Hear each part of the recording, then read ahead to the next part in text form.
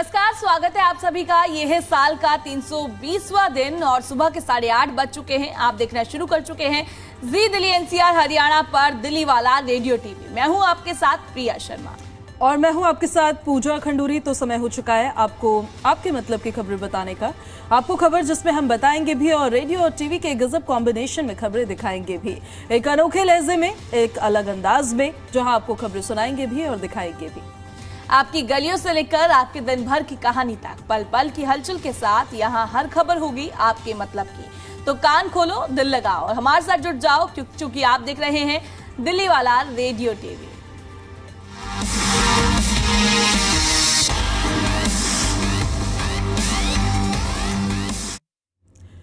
तो चलिए हम शो की शुरुआत करते हैं प्रिया उसी खबर के साथ जिसके चलते दिल्ली की पब्लिक आजकल बड़ी परेशान हो रखी है।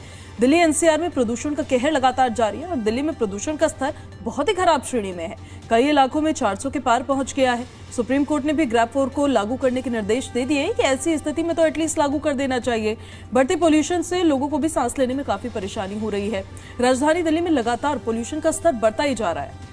बिल्कुल पूजा, जिस तरीके से पॉल्यूशन लगातार बढ़ रहा है, लोगों को परेशानी का सामना करना पड़ रहा है। और वहीं आपको बता दें कि इसी घड़ी में आज तुगलकाबाद इलाके में पॉल्यूशन का सूचकांक 539 के करीब पहुंच चुका है और ऐसे में अब लोग घर से बाहर सुबह निकलने में भी डर रहे हैं। अब कतराने लगे हैं साफ तौर पर। सड़कों पर चारों तरफ स्मोक दिखाई दे रही है। स्मोक की वजह से लोगों को सांस लेने में दिक्कतों का सामना करना पड़ रहा है। आंखों में जलन हो रही है। अब पूजा सवाल यही है, आखिरकार दिल्लीवासी इस पॉल्यूशन से राहत की सांस लेते हुए नजर आएंगे, क्योंकि लगातार पॉल्यूशन बढ़ता हुआ नजर आ रहा है, थमने का नाम नहीं ले रहा है। जहां देखा गया था ग्रैब 1 लागू किया गया, 2, 3, अब ग्रैब 4 को लेकर भी चर्चाएं हो रही है। वहीं प्रशासन कदम तो उठा रहा है, पर धरातल पर कितना असर देखा जा रहा है, सवाल यहाँ पर यही खड़ा हो जाता है। देखा गया था पूजा, दिल्लीवासी इंडिया गेट पर भी पहुंचे थे, प्रदर्शन करते हुए नजर आए थे। अब उनकी तरफ से भी एक ही आवाज उठाई जा रही है कि जल्द से जल्द पॉल्यूशन पर कंट्रोल पाया जाए। बिल्कुल। और दिल्ली में अलग अलग इलाकों में क्वालिटी इंडेक्स कितना है, ग्राफिक्स के जरिए भी जरा समझ लीजिए आप। वजीरपुर में देखिए 436 रिकॉर्ड हुआ है आज भी, और जहांगीरपुरी में 424, आईटीओ में 418, आनंद विहार में 411 और अलीपुर में 410 रिकॉर्ड हुआ है। अशोक विहार में 422 और बवाना में 436 रिकॉर्ड हुआ है। बुराड़ी क्रॉसिंग में 404 और मुंडका में 407 रिकॉर्ड हुआ है। तो वहीं चांदनी चौक में 420, द्वारका सेक्टर 8 में 380 और IGI एयरपोर्ट पर 339 रिकॉर्ड हुआ है। तो वहीं नजफगढ़ में 365, टोकला फेज 2 में 395 और पंजाबी बाग में 409 रिकॉर्ड हुआ है। आरकेपुरम की बात कर ले 394, वहां पर एयर क्वालिटी इंडेक्स रिकॉर्ड हुआ है। और ये जितना भी आप टैली के जरिए देख पा रहे होंगे, हम वायु गुणवत्ता जो फिलहाल अभी नजर आ रही है तो बहुत ही ज्यादा खराब स्थिति है, क्योंकि जब हम पैरामीटर इसका देखते हैं प्रिया, तो 300 के बाद से ही हवा बहुत खराब श्रेणी में जानी शुरू हो जाती है। और यहाँ तो 400 को क्रॉस कर रही है। तुगलकाबाद हम बता रहे थे जहाँ 500 को क्रॉस कर गई है। तो ये हवा बहुत ही ज्यादा खतरनाक है जो दिल्ली की पब्लिक के लिए है, और इसी वजह से उनको काफी समस्याओं का सामना करना पड़ रहा है। आसपास हम अपने कितने लोग देख रहे हैं जिनके गले खराब है, सर्दी जुकाम नहीं है उन्हें, लेकिन आंखों में दिक्कत हो रही है, नाक में दिक्कत हो रही है, उनको इश्यूज इतने ज्यादा फेस करने पड़ रहे हैं। बिल्कुल पूजा, जिस तरीके से अब दिल्ली की हवा खराब होती हुई नजर आ रही है, उससे दिल्ली वासियों को भारी परेशानी का सामना करना पड़ रहा है। अब सवाल एक ही है, आखिर पॉल्यूशन से कब लोगों को निजात मिलेगी। और ये हम लगातार आपको ग्राफिक्स के माध्यम से भी दिखा रहे हैं कि पॉल्यूशन कितना देखने को मिल रहा है। ये आंकड़े भी आपकी टीवी स्क्रीन पर है। अब दिल्ली में पॉल्यूशन 400 पार पहुंचता हुआ नजर आ रहा है। देखिए, अब जनता की तरफ से भी एक ही सवाल खड़ा किया जा रहा है, आखिर उनको इस पॉल्यूशन से कब निजात मिलेगी, क्योंकि निजात मिलने को अब बिल्कुल भी देखने को नहीं मिल रहा है। जिस तरीके से पॉल्यूशन में बढ़ोतरी देखने को मिल रही है, वहीं प्रशासन की तरफ से कई कदम उठाए गए। बात हम स्कूलों की करें तो स्कूलों के टाइमिंग चेंजेस देखने को मिले। वहीं जो छोटे बच्चे हैं 5वीं क्लास तक के जो है अब देखने को मिले ऑनलाइन मोड में उनकी क्लासेस हो रही हैं। बात हम सरकारी कार्यालयों की करें तो उनका भी टाइम बदल दिया गया। बात हम ग्रैब 3 की करें तो लगातार प्रशासन कदम तो उठा रहा है, पर धरातल पर कोई भी असर देखने को नहीं मिल रहा है। पॉल्यूशन उसी गति से बढ़ता हुआ नजर आ रहा है। अब दिल्ली वासियों में भी काफी रोष देखा जा रहा है। बिल्कुल, सवाल बार बार यही उठाया जाता है कि आखिर जो कदम आप उठा रहे हैं उन कदमों का असर क्या हो रहा है, उससे क्या असर पड़ता नजर आ रहा है, क्या उससे जो बैड डेज हैं उनकी संख्या कम हो रही है। क्योंकि दिल्ली सरकार की तरफ से पहले भी हमने देखा, जब आम आदमी पार्टी की सरकार दिल्ली में थी प्रिया, तो उनका बार बार ये कहना होता था हमने गुड डेज की संख्या को बढ़ाया है, बैड डेज की संख्या को कम किया है।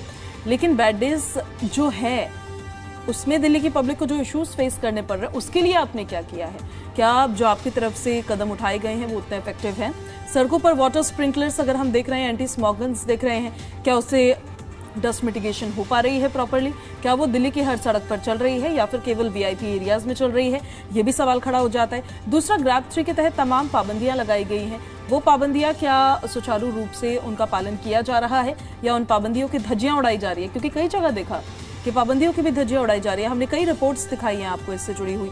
तो ये भी देखना होता है कि आपने जो फैसले लिए, आपने जो दिशा निर्देश दिए, वो अमल में कितने लाए जा रहे हैं, इम्प्लीमेंटेशन ऑन ग्राउंड उसका कितना होता हुआ नजर आ रहा है। फिर जो फ्यूल एमिशन होता है, जो एक बहुत बड़ा कंट्रीब्यूटर होता है प्रदूषण को लेकर, उसको लेकर आपकी तरफ से क्या कोई ऐसा स्टेप है जो उठाया गया? जैसे हम ऑडिवन पहले देखते थे, कारपूलिंग को लेकर तमाम स्टेप्स पहले देखते थे। हम देखते थे कि रेड लाइट अगर ऑन है तो उस टाइम पर गाड़ियों को ऑफ कराने के लिए अभियान चलाए जा रहे हैं। क्या ऐसा कोई अभियान आपकी तरफ से चलाया जा रहा है?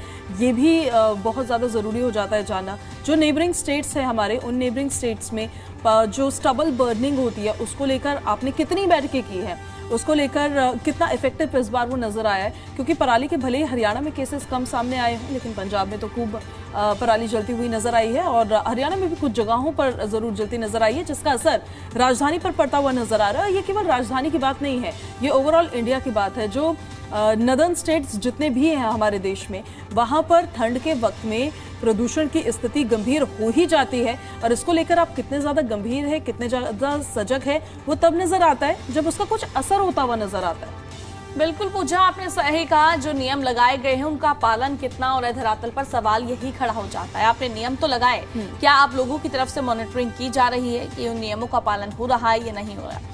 और जिस तरीके से पॉल्यूशन में लगातार वृद्धि देखने को मिल रही है, सवाल यहाँ पर यही है आखिर कब पॉल्यूशन में गिरावट देखने को मिलेगी पूजा? और यहाँ तक कि यहाँ पर राजनीति भी देखने को मिल रही है। बात हम पक्ष की करें, विपक्ष की करें, तो दोनों पार्टियां राजनीति करती हुई नजर आ रही है। जब सत्ता पक्ष से सवाल किया जाता है तो वो कहते हैं कि आम आदमी पार्टी की सरकार थी 10 से 11 साल, उन्होंने क्या काम किया? उन्होंने काम नहीं किया, जिस वजह से हमें सुनना पड़ रहा है। हम तो काम कर रहे हैं। और वहीं बात की जाए आम आदमी पार्टी से की जाए तो उन्होंने कहा कि हमने अपने समय पे काम किया, इतना पॉल्यूशन नहीं था। तो दोनों तरफ से जब देखा जा रहा है तो अब पॉल्यूशन के मामले पर भी राजनीति देखने को मिल रही है। अब जनता की तरफ से ये कहा जा रहा है हमें पॉल्यूशन पर राजनीति नहीं देखनी है, हमें निजात चाहिए। अब सवाल यही है आखिर कब तक दिल्लीवासी इस पॉल्यूशन की मार झेलते रहेंगे? बिल्कुल, और ये तो रही प्रदूषण की बात। अब हम आगे बढ़ जाते हैं और दिल्ली में जो बाइपोल्स होने एमसीडी को लेकर, उसको लेकर आपको थोड़ी इन्फॉर्मेशन दे देते हैं। दिल्ली नगर निगम उपचुनाव के लिए नामांकन वापसी की प्रक्रिया पूरी होने के बाद 51 उम्मीदवार मैदान में बचे हैं। 2 निर्दलीय उम्मीदवारों ने अपना नामांकन वापस ले लिया है। एक नारायणा वार्ड से थे, जबकि दूसरे पूर्वी दिल्ली के विनोद नगर वार्ड से थे। दोनों उम्मीदवार भाजपा की बागी थे। हालांकि भाजपा ने उनके नामांकन की सूची मिलते ही तुरंत उन उम्मीदवारों से संपर्क किया और अब मनाने का दौर भी जारी है। उन्हें मनाने के बाद जो है जिस तरीके से देखने को मिला, भाजपा ने अब दोनों के नामांकन वापस ले लिए हैं और वीरेंद्र सिंह ने विनोद नगर से निर्दलीय उम्मीदवार के रूप में अपना नामांकन दाखिल किया, जबकि आपको बता दें कि ऋषिपाल तंवर ने नारायणा वार्ड से अपना नामांकन दाखिल किया है। और वीरेंद्र सिंह पहले परपड़गंज विधायक रवि नेगी के करीबी और भाजपा में शक्ति केंद्र प्रमुख माने जाते थे, लेकिन जब उन्हें टिकट नहीं मिला तो उन्होंने बागी के रूप में अपना नामांकन दाखिल किया।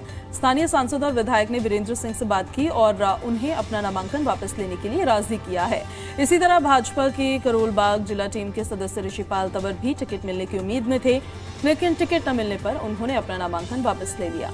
गौरतलब है कि दिल्ली राज्य चुनाव आयोग को एमसीडी के 12 वार्डों के उपचुनाव के लिए 133 नामांकन पत्र प्राप्त हुए थे और इसमें से 53 वैध पाए गए और जबकि 80 खारिज कर दिए गए और 10 तारीख तक नामांकन दाखिल किए गए थे। और वहीं आपको बता दें कि 12 तारीख को नामांकन पत्रों की जांच हुई और 15 तारीख तक नामांकन वापस लिए जा सकते थे। तो 2 उम्मीदवारों के नाम वापस लेने के बाद 51 उम्मीदवार मैदान में बचे हैं। अब जिन 12 सीटों पर चुनाव हो रहा है उनमें से 9 पहले भाजपा के पास थी, जबकि 3 आम आदमी पार्टी के पास थी। पार्षदों के विधायक और एक पार्षद के सांसद बनने के कारण 11 सीटें खाली हुई थी। भाजपा के अंदर बगावत थम गई है, लेकिन आम आदमी पार्टी में सुगबुगाहट जारी है। आपके पूर्व विधायक शोएब इकबाल ने पार्टी से इस्तीफा देकर चांदनी महल सीट पर बागी उम्मीदवार का समर्थन किया है और जबकि वर्तमान विधायक आले मोहम्मद उनका समर्थन कर रहे हैं और इंटरनेट पर उनके लिए प्रचार कर रहे हैं। चूंकि वर्तमान विधायक आले मोहम्मद इकबाल ने ये सीट सबसे ज्यादा वोटों से जीती थी और इसलिए आपके लिए ये एक बड़ी चुनौती है।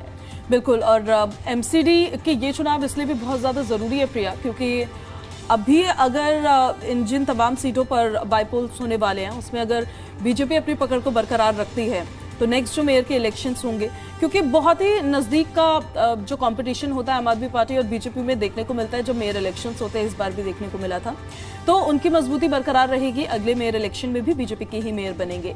लेकिन अगर आम आदमी पार्टी के पार्षद जीतकर पहुंचते हैं सदन में तो उसके बाद फिर ये आंकड़ा बदल सकता है और फिर अगले चुनाव जो मेयर के होंगे वो आम आदमी पार्टी के पक्ष में जा सकते हैं। तो वहीं कांग्रेस पार्टी भी है और कांग्रेस पार्टी कितना त्रिकोणीय इसको बना पाएगी या फिर ये सिर्फ बीजेपी और आम आदमी पार्टी के बीच ही रह जाएगा, ये भी देखना होगा। अब आपको कुछ रिएक्शन सुना देते हैं, क्या कुछ उनका कहना है, सुनिए जरा।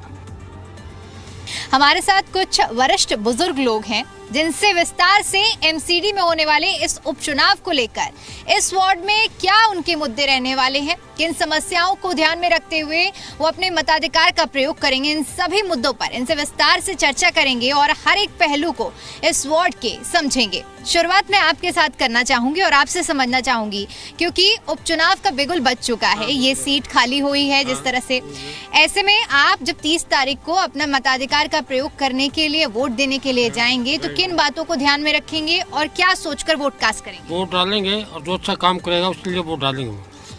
और क्या मन बनाया आपने? ऐसे तो हमारे वार्ड में रेखा गुप्ता जी काफ़ी टाइम से हैं, वो बड़ा अच्छा काम कर रही हैं, तो बीजेपी का कैंडिडेट उन्होंने ही खड़ा किया हुआ है।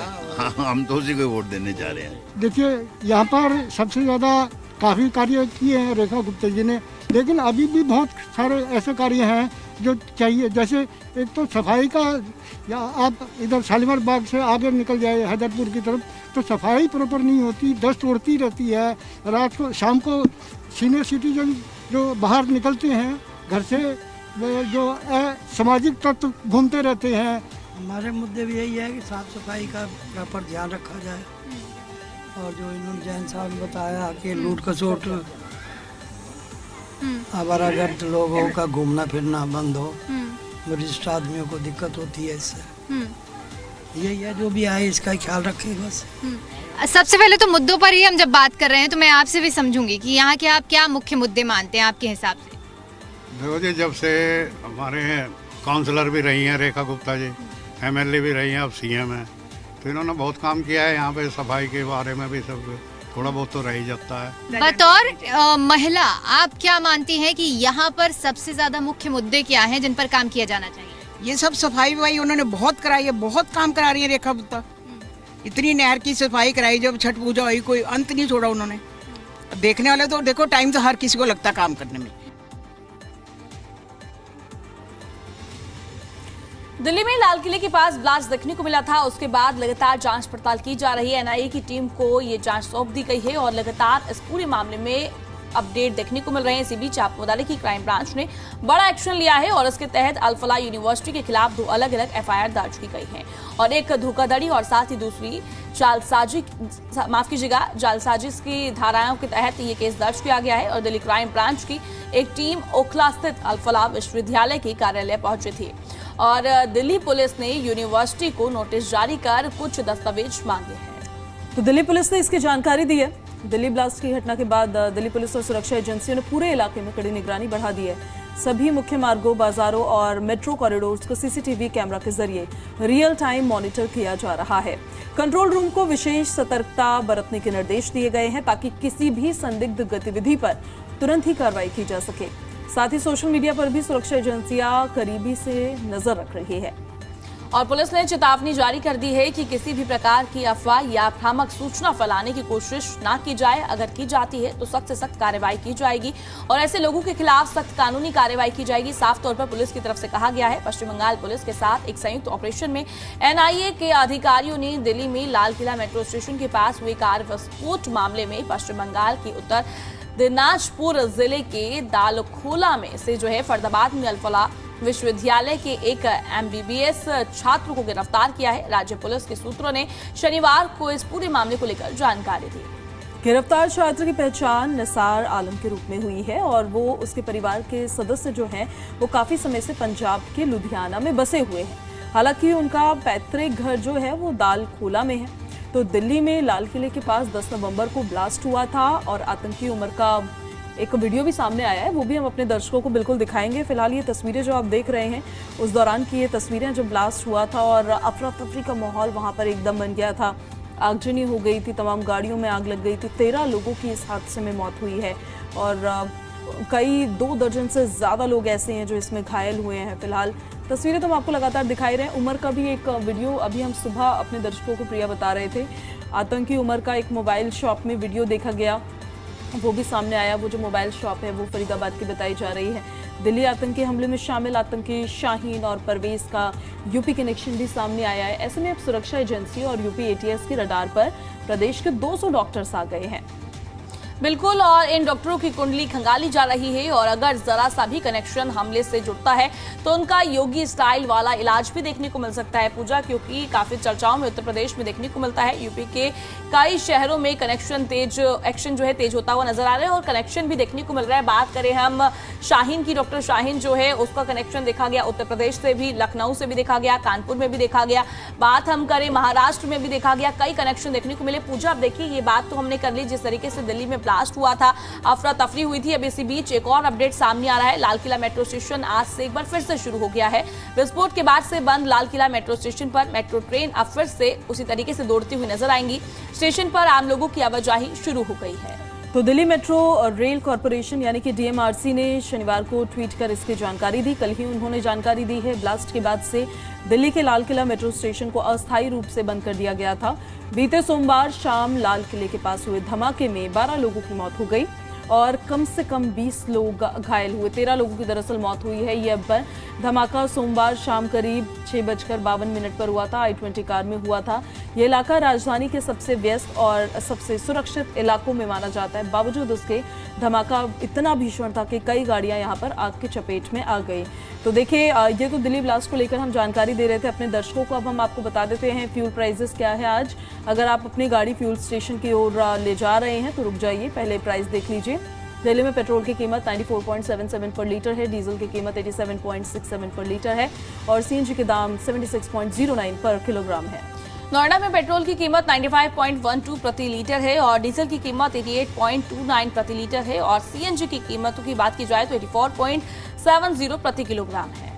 तो वहीं गुरुग्राम में देखिए पेट्रोल की कीमत आज 95.65 पर लीटर बताई जा रही है, डीजल की कीमत 87.97 पर लीटर बताई जा रही है और सीएनजी की जो कीमत है वो 82.12 पर किलोग्राम रहने वाली है। ये सीएनजी के दाम थे और सोना चांदी के भी दाम अपने दर्शकों को फटाफट बता देते हैं। ऊपर नीचे तो ये होते ही रहते हैं, गिरते बढ़ते रहते हैं, हैरान करते रहते हैं। 24 कैरेट सोने के दाम 1,24,790 प्रति 10 ग्राम है आज।